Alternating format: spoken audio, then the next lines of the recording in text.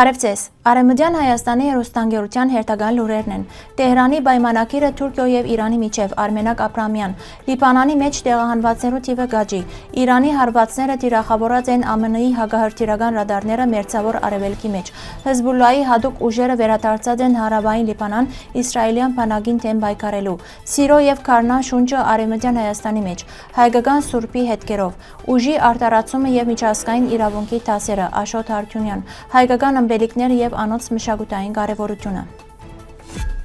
Արմենակ Աբրահամյան գկրե Տեհրանի պայմանագիրը Թուրքիո և Իրանի միջև 1932 Նախիջևան 1932 թվականին Իրանը իր տարածքի մեկ մասը զիջեց Թուրքիո, անոր ապահովելով անմիջական ելք դեպի Նախիջևան։ Այս փոխանակումը ներառված էր ավելի լայն գործընթացի մեջ, որ ձևակերպվեցավ 1932 թվականի հունվար 23-ի Տեհրանի պայմանագրով։ 1932 թվականի հունվար 23-ին ստորագրված Տեհրանի պայմանագիրը կհանդիսանա 20-րդ տարու ընթացքին Թուրքիո Հանրապետության և Իրանի միջև հարաբերությունները ձևավորած կարևորագույն դիվանագիտական համաձայնագիրներն մեկը։ Այն ստորագրվեցավ Մերձավոր Արևելքի մեջ առաջին համաշխարհային պատերազմեն ետք տեղի ունեցող քաղաքական վերաձևավորումներու պայմաններուն մեջ։ Համաձայնագրին հիմնական նպատակներն էին վերջնականապես սահմանել երկու պետություններու միջև սահմանը, կարգավորել Օսմանյան և Ղաջարական ժամանակաշրջանեն մնացած տարածքային վեճերը, կայունացնել այն տարածաշրջանը, ուր տեղի կունենային ցեղային և քրդական ապստամբություններ։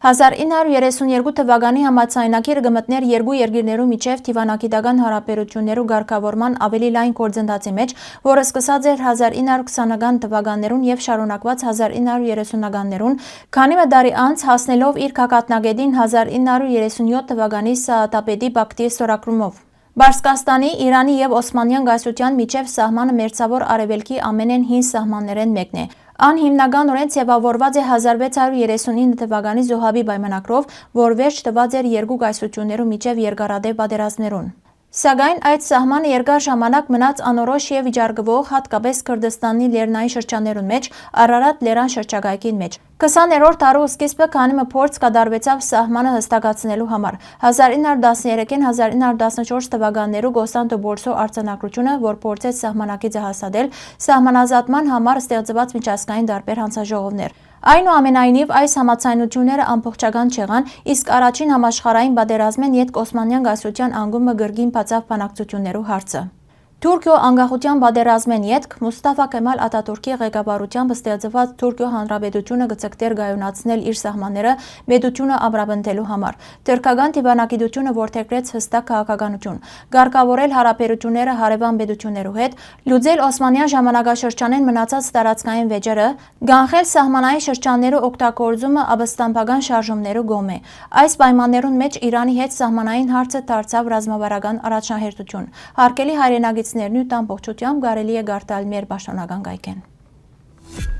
Իսրայելի ռազմական գործողություններու ընդլայնման հետևանքով Լիբանանի մեջ հազարավոր մարդիկ ստիպված լքած են իրենց տոները եւ ապաստան կդած են ժամանակավոր կացարաններու մեջ։ Դեղահանված ընտանիքները այնտեղ կփորձեն գտնել սնունդ, հագուստ եւ բարձրապես մարդկային աջակցություն։ Օգնության ցեր կմեկնեն նաեւ բազմաթիվ գամավորներ։ Անոնցմե մեկը Ֆուադ Ժոշն է, ով միացած է մարդասիրական նախաձեռնություններուն։ Գամավորները կացարաններուն մեջ կգազմագերբեն սնունդի եւ հագուստի բաշխում, փորձելով որոշ չափով թեթևացնել դեղահանվածներու դժվար վիճակը։ Մարդասիրական կառույցները կնշեն, որ օգնության գարիկը կշարունակի աճել, քանի որ ռազմական լարվածության հետևանքով Լիբանանի մեջ տեղահանվածներու թիվը կավելնա։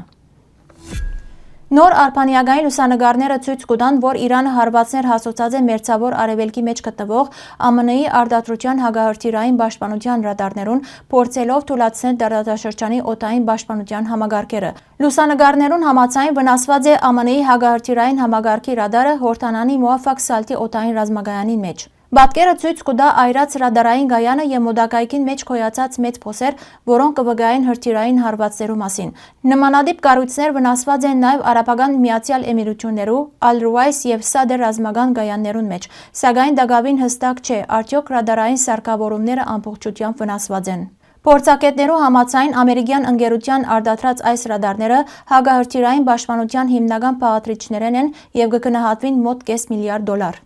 Արբանյակային պատկերները վնասներ արձանագրած են նաեւ Կատարի Դահալ շրջանին մեջ տեղակայված վաղ նախազգուշացման ռադարային համակարգին մոտ։ Միևնույն ժամանակ ԱՄՆ-ի Պենտագոնը հրաժարած է մեկնաբանել տարածաշրջանի ռազմական կարողություններու վիճակը անվտանգային նկատառումներով, մինչդեռ կհաղորդվի, որ ռազմական աշխուժությունը աճած է եւ որոշ երկիրներ ուժեղացուցած են իրենց օդային պաշտպանությունը։ Լիբանանյան աղբյուրներուն համաձայն Հեզբոլլահ շարժումը իր հատուկ մարտիկները վերադարձուցած է հարավային Լիբանան, դիմակայելու իսրայելյան բանակին, հատկապես շարժումին հայտնի ստորաբաժանում Ռադուան Ֆորսին։ Մարտիկները դեղատրված են սահմանային շրջաններ կանգնեցնելու իսրայելյան զրահադակներու առաջխաղացումը հիմնական Խիամի մերձակայքին։ Իսրայելյան բանակը շարունակած է ուժքին հարվածներ հասցնել եւ ավելցուցած է իր ներկայությունը սահմանային կոդին մեջ, օգտագործելով հակատանկային միջոցներ, հրթիռներ եւ անօդաչու սարքեր։ Հեզբոլլահի առաջնորդ Նայմ Ղասեմ հայտարարած է, որ շարժումը կվարե գոյաբանական պաշտպանություն, դիմակայելով Իսրայելի բռնակրավման եւ ընդարձակման ծրագրին։ Հիշեցնենք, որ 2024 թվականի պատերազմեն յետ Հեզբոլլահի ուժերը դուրս եկած էին Իսրայելի սահմանին մոտ գտնվող տարածքներեն եւ դեղափոխված Լիտանի գետեն հյուսիս։ Սակայն տարածաշրջանին մեջ նոր ռազմական լարվածության պայմաններուն մեջ անոնք կրկին վերադարձած են սահմանային շրջաններ։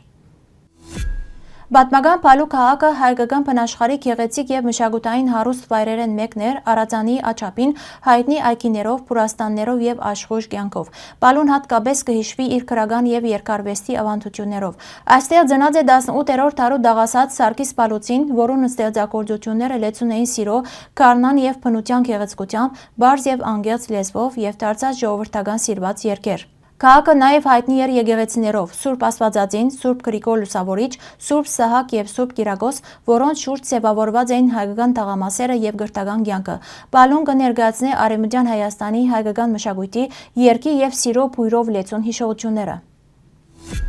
Հայկական Սեբաստիային նահատակված եպիսկոպոս Սուրբ Վլասի անունը տարեր անց հասած է մինչև Գերմանիո փոքրիկ Սուրբ Վլազիեն քաղաքը։ 4-րդ դարու այս հայ սուրբը քրիստոնեական հավատքի պաշտպանն էր, անհրաշքով բժշկած էր գոգորտի հիվանդություններով դարաբող մարդիկ եւ գլխատված էր իր հավատքեն հրաժարիլ մերժելու համար։ Տարեր անց անոր մասոնքները վանականներու գոմե փոխադրված են Գերմանիա եւ Սուրբին անունը դարձած է քաղաքին անունը։